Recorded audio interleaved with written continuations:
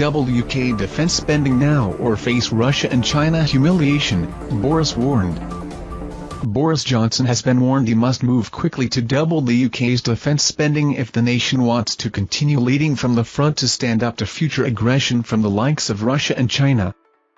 The UK expenditure on defence as a percentage of national GDP in 2020 was 2.3%, according to a report from the Ministry of Defence in November 2021, easily putting the country above the 2% guideline set by NATO for its members.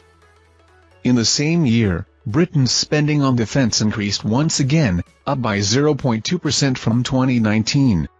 NATO also sets a guideline that its members should spend at least 20% of their defence budget on equipment, and in 2020, the UK spent 22.2% of its defence expenditure on equipment. Since Vladimir Putin began Russia's destructive invasion of Ukraine, Britain has been widely praised for its military response, sending anti-tank missiles, defensive weapons and ammunition to Ukraine.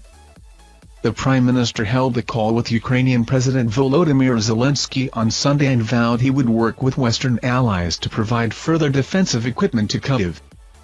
But Mr. Johnson is being urged to double defense spending in order to be able to effectively fight off any future aggression from the likes of Russia and China.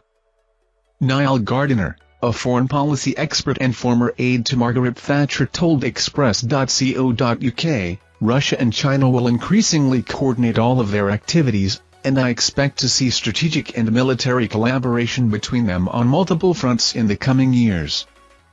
We need to take the same approach as the immediate period leading up to World War II, where Britain rearmed, and we have to do that today. Defense spending should double from 2% to 4% in the coming years if Britain is serious about being a world power again that can stand up to the likes of Russia and China. Britain has demonstrated tremendous political leadership on so many fronts with regards to Ukraine, but the reality is, we need to be able to fight and win a ground war against the Russians in Europe. We have to have that capability we had generations ago. He fears should Russia succeed in its invasion of Ukraine, it could take a long-term approach to target Baltic states, and even parts of Europe, something the UK simply cannot allow to happen. Mr. Gardiner added, the Russians could be looking to conquer big chunks of Europe and we have to stop them.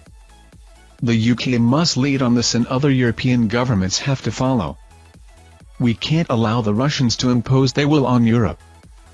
The safest option for Britain and our European allies is to spend more on defense, project strength and resolve, and make the Russians back off. If we don't, what you see in Ukraine will happen in other parts of Europe. Recent reports have suggested Britain could increase its defense spending as soon as this month, with the Ministry of Defense looking to review its military upgrade based on the failings of Russian forces in Ukraine.